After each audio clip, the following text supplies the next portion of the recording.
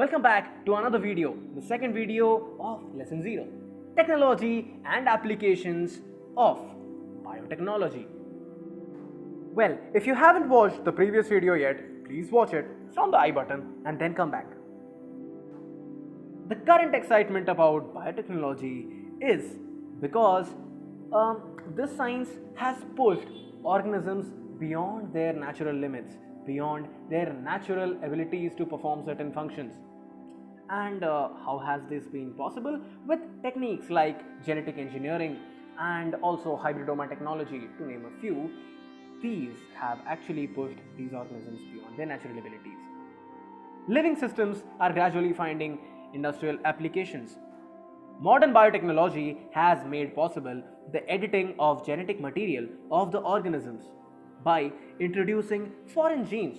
This is how it is pushing it beyond the limits. Genomic revolution. Ability to genetically manipulate organisms, and it is ranging from viruses to mammals, so it is taking a huge range. This has led to the genomic revolution, which is also considered the third technological revolution. Okay, the study of genomics has certain applications, major applications. Number 1, determining entire genetic sequence. Number 2, making fine-scale genetic maps of organisms. Coming to the other applications, so the other applications are: number 1, bioremediation technologies used to clean our environment by removing toxic substances from contaminated soil and groundwater. So, in a way, it is actually acting as a remedy. Agricultural biotechnology has reduced our dependence on pesticides. Number 3, manufacturing processes based on biotechnology. Production of paper and chemicals with less energy, less pollution, less waste. So biotechnology has now found applications in virtually every sphere of human activity. Coming to the living systems with industrial applications, we had talked about it once, right? Now, we will follow Carl Woese's 3-domain classification that includes prokaryotes, archaea and eukaryotes. Prokaryotes, unicellular eubacteria or mycelial eubacteria. Mycelial eubacteria includes actinomycetes, streptomyces, nocardia, to name a few. Unicellular includes our very favorite Escherichia coli or E. coli. Next, archaea, the extremophiles. Remember Taq polymerase? Find it out.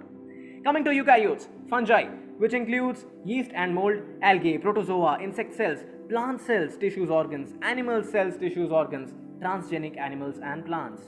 This is how we get to know that living systems have wide variety of industrial applications. Going by the name biotechnology. So what are the different technologies used in biotechnology? First one, bioprocessing technology. Now, bioprocessing technology uses living cells or its molecular components like the biomolecular components to manufacture desired products. Number 1, living cells. Living cells can be unicellular organisms like yeast or bacteria, and biomolecular components can involve enzymes. An example, the age-old microbial fermentation technology. So this being the oldest in all technologies, when combined with recombinant DNA technology, gives rise to a wide range of bio-based products. If you want to name a few: human insulin, hepatitis B vaccine, calf enzyme for cheese making, biodegradable plastics, laundry detergent enzymes, etc. Bioprocessing technology, done. Coming to the second one, cell culture or cell culture technology. Cell culture technology. Growing of cells ex vivo. Ex vivo, what does it mean? Outside of the living organisms, like outside its natural environment, in labs specifically. Cell culture technology can be broadly classified into two headings: PCC, that's plant cell culture, and ACC, animal cell culture.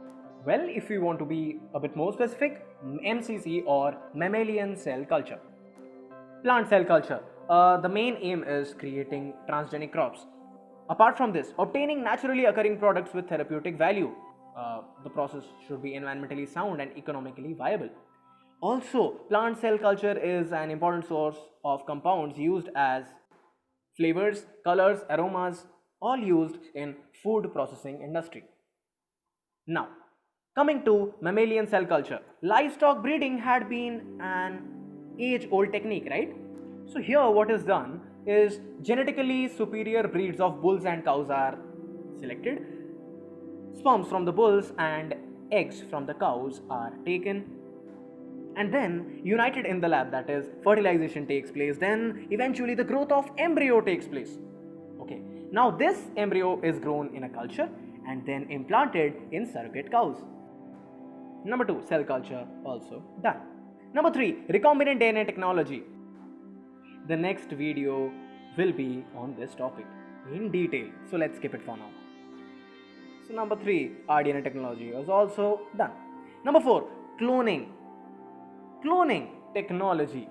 Cloning technology allows us to generate a population of genetically identical molecules, cells, plants or animals. So these have broad applications. Number 1, molecular cloning or gene cloning. So this is basically the creation of identical DNA molecules. This being the foundation of molecular biology and is a fundamental tool of biotechnology research, development and commercialization. Gene cloning technology finds many applications. Almost all applications in biotechnology involve this process, like ranging from drug discovery and development to the production of transgenic crops. Everything involves gene cloning in some or the other way. Coming to point number 2, animal cloning. Animal cloning, main aim is the improvements in livestock herds, right? Technique which is used here is SCNT. The full form of SCNT is somatic cell nuclear transfer. In this process, somatic cell from an adult female is taken. Another egg cell is taken. The nucleus of this egg cell is removed. Now, nucleus from the somatic cell is taken and transferred to the egg cell. Somatic cell was diploid. Now, since we have taken the same nucleus from that somatic cell, the resulting cell is also diploid. But again, since this was an egg cell and it is getting a diploid nucleus, so yes, now this behaves as a freshly fertilized zygote. Amazing, right? And yes, this is how it gives rise to the embryo. Done. Coming to the next one, protein engineering. Number 5, protein engineering.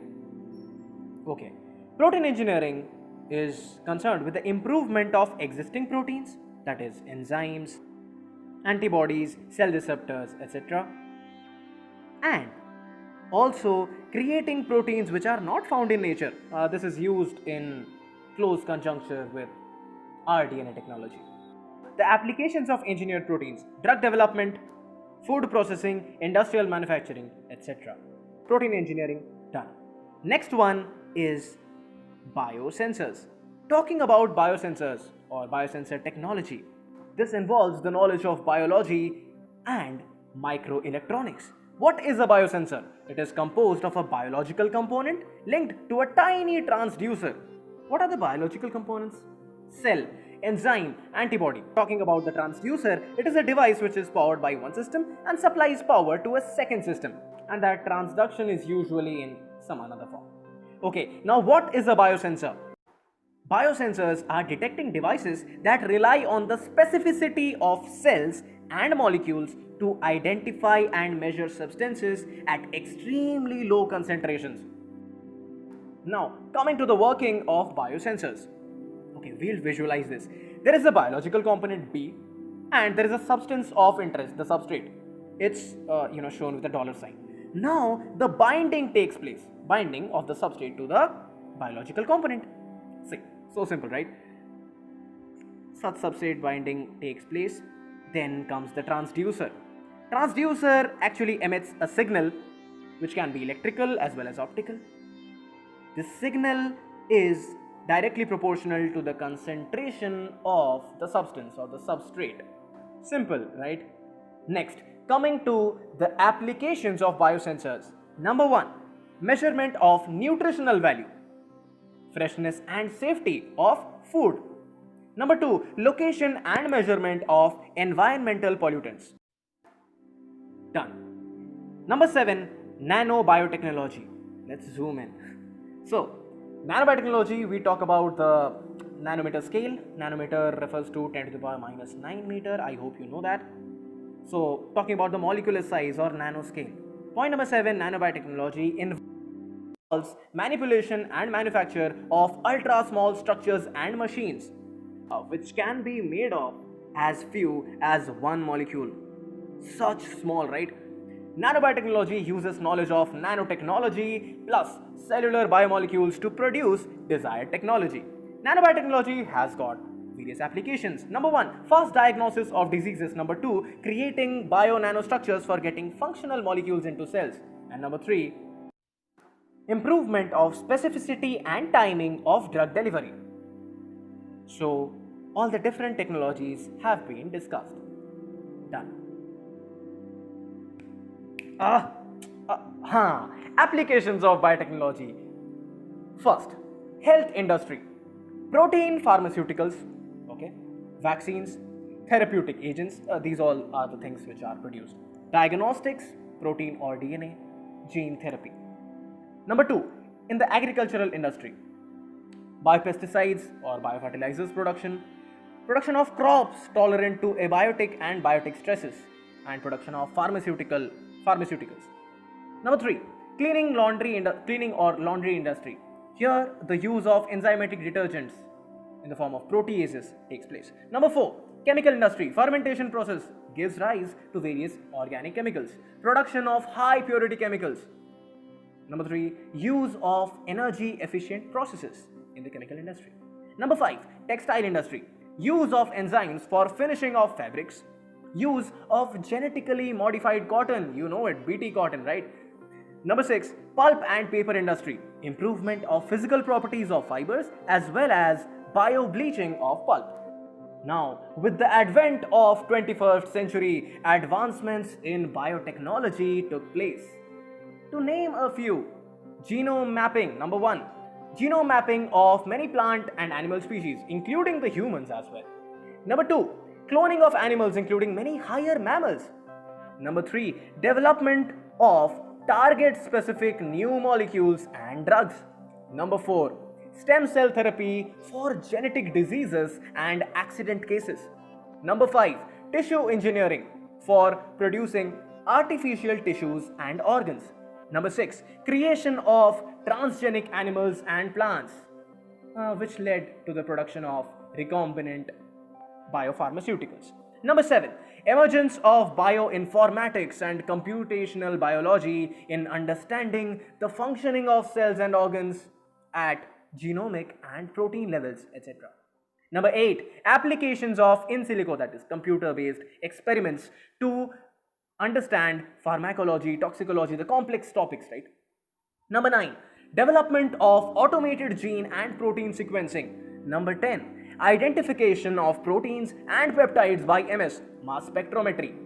Number 11, evolution of nanotechnology and its applications in nanomedicine. Number 12, growth of RNAi, that is RNA interference biology. Next topic is biotechnology in healthcare. We'll talk about the various cell lines or the application of cells. Talking about the eukaryotic cells or mammalian cells. Number 1, hybridomas, myeloma. We'll just talk about the products, right? Just read it, it is important. So, monoclonal antibodies, recombinant antibodies. Coming to the second one, Chinese hamster ovary, CHO cell lines, and baby hamster kidney cell lines. Interferons, IFN, tissue plasminogen activator, TPA, and erythropoietin, EPO. Human kidney 293 cell lines, adenovirus for gene therapy. Human lung fibroblast, MRC5, attenuated hepatitis C virus. Monkey kidney epithelial cell, Vero, inactivated poliovirus. Number 2, talking about the bacteria, our very own, very favorite Escherichia coli or E. coli. Production of insulin, human growth hormone, somatostatin, interferons, bovine growth hormone, etc. Insulin being the major one. Number 3, yeast, or Saccharomyces cerevisiae. This is responsible for the production of hepatitis B vaccine, that is hepatitis B virus surface antigen. Okay, now there are a few desirable agronomic traits for plants which we will talk about. This is the topic of agricultural biotechnology. Number 1, herbicide tolerance. Number 2, insect resistance. Number 3, disease resistance. Number 4, abiotic stress, water, temperature, salt, metals, etc. Number 5, value added traits like oils, vitamins, minerals. Number 6, nutritional quality, talking about the biomolecules, proteins, fats, carbohydrates, etc. Number 7, plant properties like shelf life, flavors, fragrance, etc. Number 8, allergen reduction. Number 9, nitrogen fixation. Number 10, yield being the major factor. Number 11, pharmaceutical production like vaccines, proteins, etc. From the next video, we will start exploring biotechnology in the true sense. We will start with recombinant DNA technology. That will be the lesson 1 of this series, Biotechnology, a bridge course. एक second. जाने से पहले, here comes the surprise, which I talked about in the beginning of the video. I am hereby announcing a free daily question practice series for GAT-B 2020. Starts from this Saturday, 18 July 2020. For details, check the description. Thank you for watching till the end.